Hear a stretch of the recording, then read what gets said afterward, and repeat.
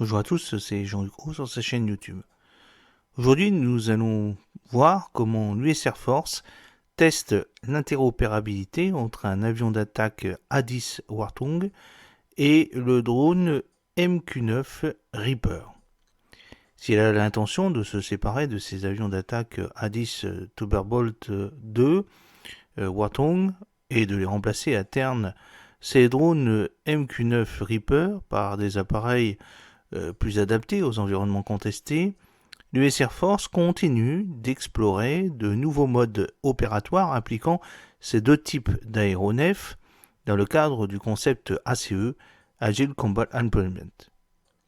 Pour rappel, celui-ci vise à accroître la flexibilité, la résilience et la létalité de ces escadrons dans des environnements non permissifs, tout en compliquant la prise de décision chez un adversaire potentiel.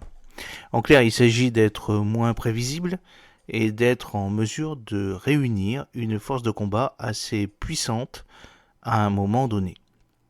C'est donc dans cette logique que le 4 août dernier, l'US Air Force a effectué un exercice inédit qui, appelé Operation Blazer, a eu pour cadre la base aérienne de Battle Creek, au Michigan, lors des manœuvres Northwind Strike 23-2. Et il a permis de tester une procédure dite ICT, Integrated Combat Turn, entre un MQ-9 Reaper et un A-10 Warthog. Concrètement, ayant décollé de la base de Fargo, dans le Dakota du Nord, le MQ-9A Reaper a atterri sur la base de Battle Creek où un A-10 Warthog venait d'arriver. Les techniciens de la 110e escadre de l'Air National Guard ont alors retiré les munitions inertes de l'avion d'attaque pour réarmer le drone mâle, moyenne altitude longue endurance, et le tout en assurant des opérations de maintenance, alors que les deux appareils avaient leur moteur encore en marche. Ce qui a été une première dans l'histoire du Reaper, a d'ailleurs souligné l'US Air Force. Cette mission spécifique est une première du genre rendue possible grâce aux efforts du 172e Attack Squadron, du 65e Special Operation Ground et du 119e Operation Ground, du 107e Fighter Ground Squadron et du 238 Aviation Regiment de l'US Army dans le cadre de l'exercice Northwind Strike, a souligné l'US Air Force.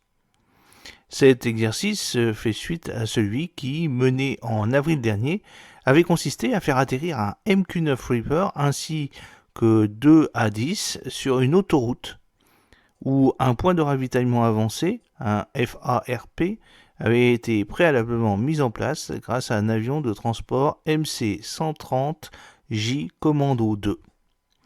J'espère que cette petite vidéo vous a plu. N'oubliez pas de cliquer sur le pouce bleu pour la promouvoir, de vous abonner si ce n'est pas encore fait et de partager cette vidéo sur vos réseaux sociaux.